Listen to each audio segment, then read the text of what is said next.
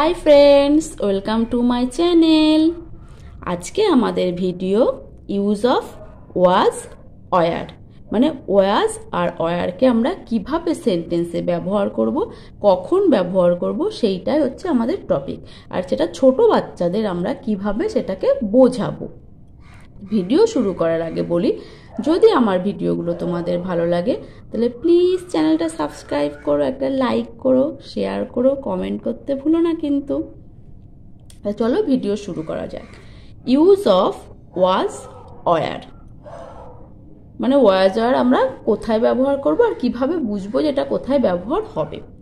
Was were tell us about something that has already happen মানে was war আমরা কিভাবে বুঝবো, যে ঘটনাটা ঘটে গেছে, মানে যে কোনো ঘটনা যেটা যে ঘটনাটা হয়ে গেছে মানে অতীতকাল মানে পাস্ট টেন্সে আমরা ওয়াজ ওয়ার ব্যবহার করি। কিন্তু যেহেতু এটা ছোটদের ভিডিও, ছোটদের তো আমরা টেন্স করাবো না, সেই জন্য ছোটদের আমরা কিভাবে বোঝাবো সেই বিষয়টা নিয়েই আজকে আমি আলোচনা করব। ওয়াজ ওয়ারকে বলা হয় হেল্পিং ভার্ব বা বি ভার্ব। ওয়াজ ওয়ারকে হেল্পিং ভার্বও বলা হয়, আবার বি ভার্বও বলা হয়। এবার দেখো ইউজ অফ ওয়াজ মানে ওয়াজ কোথায় ব্যবহার করা হয়। We use was to tell about one person, things or singular number.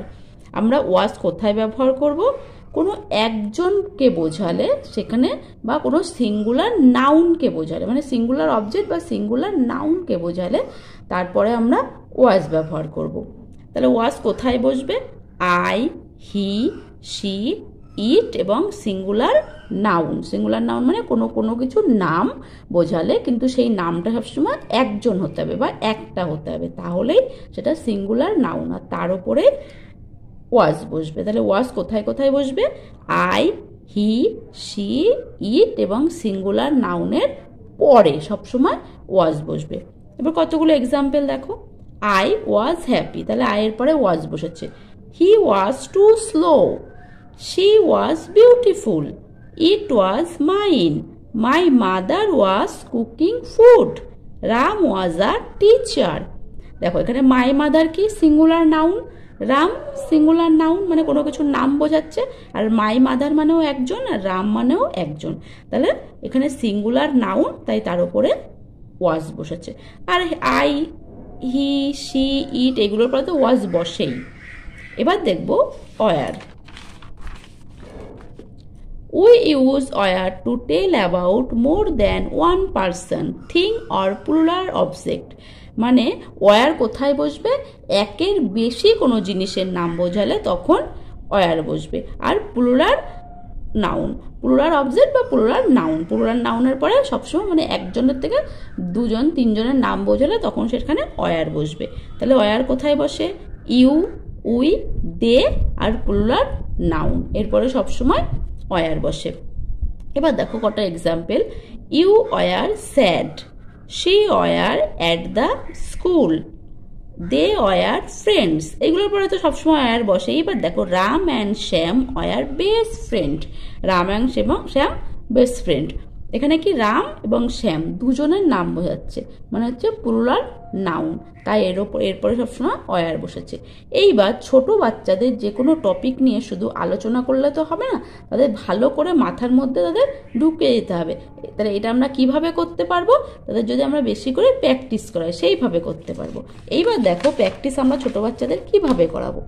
এখানে দেখো আমি কি লিখেছি, I, you, he, Ram, they, dog and cat, it, Seema and Meera, she, my father, we, এরকম কতগুলোকে আমি লিখে দিয়েছি। এবার এখানে ওয়াজ আর ওয়ার লিখেছি।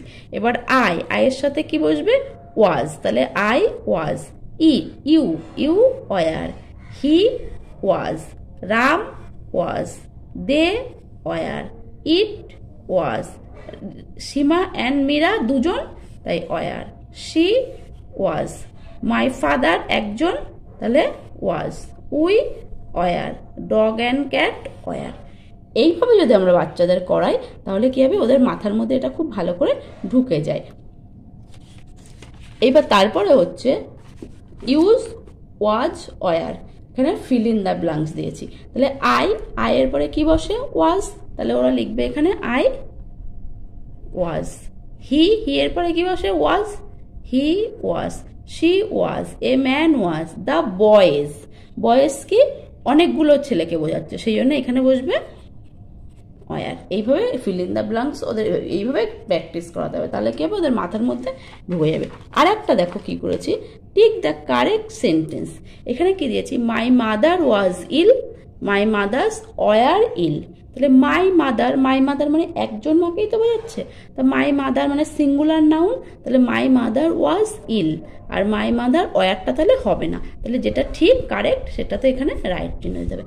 এইভাবে যদি একটা ভুল আর একটা ঠিক আমরা দিই তাহলে কি হবে, ওরা ভালো করে এটা মানে দেখবে, বুঝে ওরা টিক চিহ্ন দেবে। যেমন they were angry, they was angry, they were angry, তাহলে এখানে রাইটটা কি, দে মানে অনেককে বোঝাচ্ছে, তাহলে দের সাথে ওয়ার, তাহলে এখানে এটাতে রাইট দিতে হবে।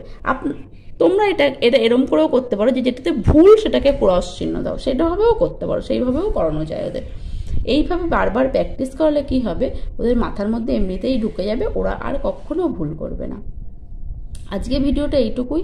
যদি তোমার আমার ভিডিওটা ভালো লাগে তাহলে প্লিজ চ্যানেলটা সাবস্ক্রাইব করো, লাইক করো, শেয়ার করো, কমেন্ট করতে ভুলো না কিন্তু। Thank you.